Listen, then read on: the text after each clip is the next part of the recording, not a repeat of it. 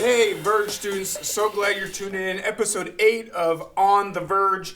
We got Chris here with us today to do What's in the Box, which is one of my favorite games, although I really am bummed I didn't get sauerkraut. I should have gotten sauerkraut. It's alien It's movies, like right? shredded tuna. Maybe. Tuna? No. It has to be tuna. I'm I was telling you, so it's not. confident I'm in telling that you. one. I was close, but it could not get in my head. And that's what you'll find. Once you're feeling things, you're like, I know what it is, but words just disappear. Okay. And so we got Chris, he's going to be doing it. There's something already in the box for you. So I say you just get your hands in there, and you start guessing. Okay. There's a little blue thing in there. This feels disgusting. No. What are you feeling? Is it jelly? Oh, there. If you guess the fruit kind of jelly, that's bonus points because it is jelly. But what kind? This is like you can't smell it or anything. It's just random guesses. Let me see. But that was really right off the bat, jelly. Is it raspberry? No. You got the big strands of sliced up and cut up something. Something in here, yeah. Let's see. One more guess. Is it strawberry? No. It's orange. There's some big slices of orange in there. Oh, really? Yeah.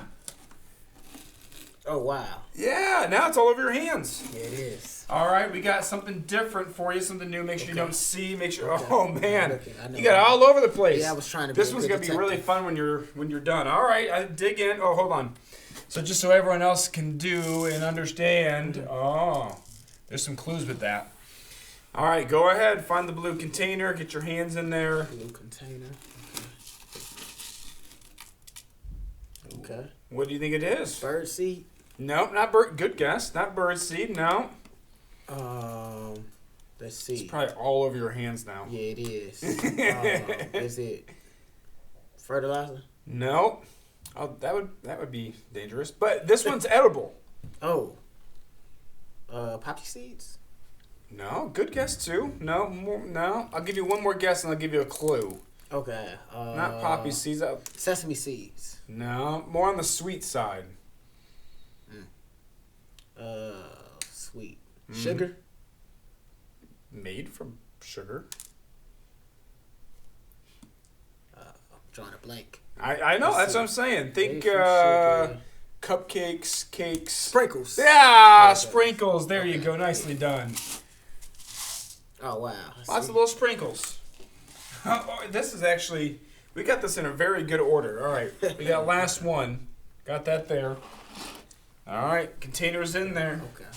Let's see what we got. Very logical order for us. You can pull it out if you need to. What are you feeling? I absolutely have no idea. None. I don't know what this is. You're using it correctly. Well, is it it feels like some type of paper that it should wipe my hands off.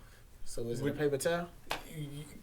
That you wipe your hands off that are maybe sitting in the container over there? Ah, napkins. Yeah, wet wipes. There you go. Wet wipes. Okay. Well, that wasn't bad. That end wasn't. on a nice one. Now your hands are nice and clean. Oh, I didn't embarrass myself too much. No, we did good. Yeah. Hey, well, thanks for joining us for this game. We're going to transition to teaching now back in James. What's up, guys? We're here with Bill and Chris, and we are going through James 4. We're just moving right along here. So this whole chapter, or this whole section that we're going through verses 1 through 12. This is talking about humbling yourself before the Lord, and it's talking about having friendship with the world versus enmity, I cannot say that word, with God. So let's just talk about, what does it mean to humble yourself before the Lord? Can one of you just explain? Well, it literally means like to lower yourself, to not see yourself any higher than you should. Also to be totally understanding that God is, higher than you are. So it's to put yourself about as low as possible, almost to minimize yourself to nothing, and to allow God to be any value that you have, to understand that it literally comes from Him. Yeah, that's awesome. Verse 1 talks about having passions, and that our passions are at war within us. So how does this kind of explain to us why people do what they do? Well, it shows that our motivations, we have these desires to be something greater. Like there's a war inside that we have that says, we have our own agenda versus what God has for us. Like it's a consistent war for those who are deeply spiritual and those who may be like young in the faith. It's always this war where it's like I would prefer to do my own thing versus what God would want to do. And I think this is truly addressing that we have to deny ourselves a lot of times what we would first choose for the benefit of the kingdom, but ultimately understanding that God's will is better for us than our own for ourselves. Yeah. Do you have anything you want to add to that, Bill? No, I would agree. I mean, when we humble ourselves, we put ourselves lower, and I think a lot of times we, Chris is hitting it right in the head. We think we know better than God, who, spoke creation into existence, and so he also created me, but I think I'm bigger than him, and so, really to humble ourselves and really to say, hey, your will be done, not mine, is really where James is going with this. Yeah, which is easier said than done to say not my will but yours be done, especially when things are just going crazy and like our world just seems like it's upside down, to know that his plan is perfect regardless of what our circumstances are in the moment. Yeah, when we can live our life for him instead of for our own passions, then, what we don't understand is we think we've got that figured out, but he has actually an excellent plan for our life. Yeah. And it's far better than what I could ever imagine. So we need to humble ourselves before him, even though there's this fight going on inside of us. Yeah, absolutely. I think ultimately God would show us once again that we don't control anything in the first place. So as we're like jousting for position, we won't win. We won't win the wrestling match, and ultimately our plans will not succeed. Yeah. So I think it's extremely humbling to always remind ourselves that God spoke the universe into existence, which he did. That makes him powerful, but also we can refer to our many mistakes and see what happens when we try to control things ourselves. Yeah. They don't go well. Absolutely. Yeah. And so verse 4 talks about the friendship with the world. Can you guys kind of explain to us what that may look like? Well, it's so hard because, we're called to be in the world. We're called to be a light to the world. Yeah. But there again, we can't act like the world because they don't have biblical standards by which they live. Right. Yeah. And so we have to distance our behavior from the behavior of the world. And that's so hard to do because we're, especially our students, they got this all the time. They're around other students who say, well, this is okay to do, that's okay to do, but they have no biblical background. So, it's not that we hate everybody that's not a Christian, but we need to hate a lot of their lifestyle when it's a very sinful lifestyle. And that's not easy. Yeah, definitely. Right. I think he said it very well. I think that it's the understanding that our desires and the world desires lead towards destruction. And some things may seem fun. It may seem, it may be like the tree was. It may be pleasing to the eye, but ultimately it leads to death. So it's understand that not necessarily that we can't be, we can't associate with people who don't agree with our lifestyle per se, but we have to frown upon the lifestyle. We have to be so far against the lifestyle that they don't get the sides are not the same. So I would agree with that. That is trying to be in the world, but not of the world, but also frowning upon that lifestyle. Yeah. Sam, you lead Verge Girl. How do you, talking to young girls in this society, I mean, they're inundated with dress this way and act this way. How do you, share that with them to be completely different? Yeah. Well, we're called to stand out in a different way, and so a lot of the times we talk about, how we dress and the way that we talk, and just really understanding that our actions speak so loudly.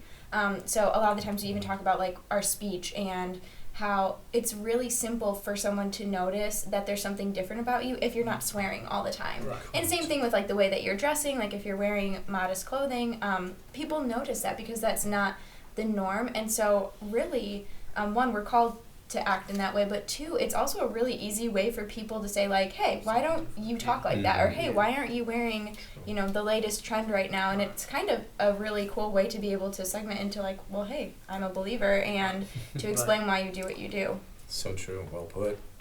Yeah, but I think we are at a good stopping point right now, so thank you guys for your thoughts on this, and we're going to transition now to our challenge of the week. Are you ready? I think so. I think we're all in it. We are. Yeah, no. Okay. Yeah. Let's see. All right. Hey, Verge fans, we are back with a game. And this is basically a simple taste test. Who knows their candy the best? And so I'm going to feed them. Well, not feed them, but I'm going to give, that would have been really weird. Yeah. I'm going to give them food, and they're all going to eat it at the same time, and first one to guess the right candy wins. And so we're going to start with this plate. And so this is one, so I'll give them pieces, and then we'll see. So I'll put something in your bowl. All right, there's one. Oh, you can get the big piece. Sam is there. We'll mix it up. All right, grab your bowl, Chris. There it is. There's something inside. On the count of 3, grab what's inside and eat it. 1, 2, 3, go. First one to guess what it is. Snickers. There you go. Easy peasy. You guys are I just realized they're going to be on such a sugar high. Because I'm just going to give you, maybe not the whole piece, maybe just take a bite. So, piece here, piece here, piece here. I'll take it. I'm saving my candy for later. Sure. All right, Chris, there's one in your bowl. Are you ready for the next one? Ready? Yep. 3, 2, 1, go. Milky Way. There you go. That was quick. Bill, you're Very fast. quick. All right. I Bill love the has texture of a one. Milky Way. Chris has one. Soft Sam, and creamy. Are you playing? I am playing. All right, I'll take that. All right. This is the last of the bars. So, Chris, you're just finishing it all off, or what are you doing? I got them thinking. All right, here we go. Last bar. 3, 2, 1, eat. A Snickers. No. I don't think. No. No, it's all. Baby Ruth. No. Doesn't that have peanuts? Like, no, those are paydays. Here's a 3 Musketeer. 3 Yeah, Musketeer. that's why. Nicely done. All right, put it in your bowl. I'll take the bowls. That was nice. That was nice. Anyone feeling a little jittery? A little bit. Bill, I'll save your candy. You said it. Thank you. You're welcome. That's my lunch. All right, this one's going to be really easy. It should be, we'll mix these up just in case someone saw. But I'll put a bowl or a cup in front of you. So there's cups in front of you, Bill, in between your hands. Chris, a little bit to the right. The left, sorry. I'm all backwards. All right. 3, 2, 1, go. A peanut M&M. There you go. Sam gets her first point. First point for Sam. I'm going to take your cup, put it there. Hey, save that. That's my wife's favorite. Is it? All right, I'll save it. All right, Get them new points. cup. Get them points, Bill. Get them points. Yep. Cup here, cup there. All right, 3, 2, 1, go. Skittles? No. M&M's. There you go. Being blindfolded, is it harder to taste things? No. Is it, no? No. You just threw me off, Bill. With the Skittles, like I minus was like, chocolate. yeah, I know. I was like, That was a tactical ploy on my part. Oh. No. Oh. you're not supposed to touch it. Oh. All right. Well, not inside, Chris. You can hold the cup. All right. Last one right now. Sam, you have 1 point. Bill? I wasn't counting. I think you have 2 or 3. You were doing really good. Yeah. That was 3. I think Bill has 3. Chris has 2. So, Sam, you can tie for second. okay. I mean, there's something. All right. 3, 2, 1, go. Skittle. There Yeah. you go. Look at that. Skittle. They're old. Really old. What flavor Skittles did you get? Purple? Yeah, purple. It kind of looked like it, maybe. Hard to tell. All right, well, if you guys do this at home, let us know which one was your favorite candy, weird things people were saying, or if you threw like the sour things, or maybe those Bean Boozled, throw some of those in there. What flavor did you get? So, all right, we'll see you guys later.